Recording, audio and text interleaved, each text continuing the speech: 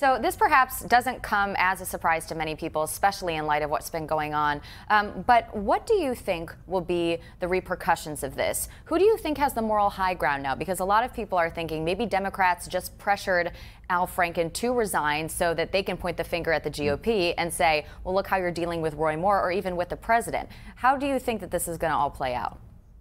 Well, when you don't have the media on your side, which the Republicans do not have the media on their side, the reality of it is I think he's right. I think, in fact, the high ground will go to the Democrats for having two Democrats step down, accused of sexual harassment and what have you, while the Republicans changed their tune and did a 180 in the last 72 hours to where they were not going to support Roy Moore, to where they're now going to support Roy Moore because he's ahead in the polls. And I think they'll make an issue of this.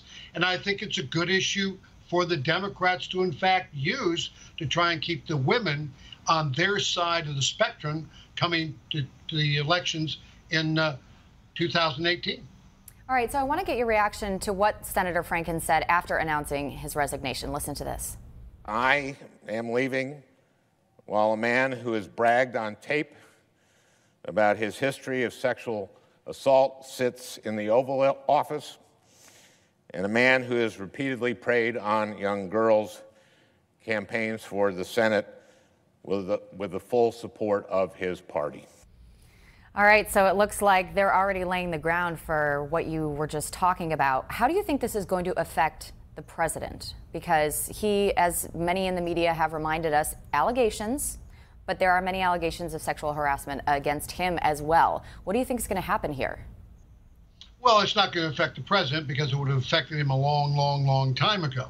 And it certainly didn't. But I think it will affect the Republican Party in their elections in 2018. It could come up against them and cause them to lose seats they wouldn't have normally lost. And I think that you see the Speaker of the House understood that, and that's why he took a stand today, in fact, reiterating his stand against Roy Moore coming in to Washington, D.C. as a senator from the state.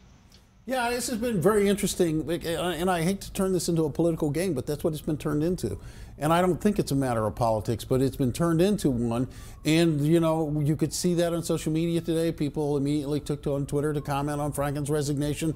Even over on Newsmax.com, Ari Fleischer had things to say about this. We've had the Republican Party deeply divided in terms of where they stand. I think you're right, Michael, in that this is an issue that plays well into the Democratic hands and not into Republican hands because they're giving the issue away. And I'll add something else to it. You're not even thinking and considering. 20% of the American public have been sexually abused or are, in fact, being abused as you and I speak. And so that's a big voting block. Give you an example. I was sexually abused as a child, 8 years of age. I think you know. So am I going to come down on the side of Roy Moore if I'm voting Tuesday? No, because I'm not going to go against those beliefs that I have and trying to protect children from predators that are out there. When you think that one predator will, in fact, sexually abuse an average of 150 children in their lifetimes, usually it isn't just a one-off.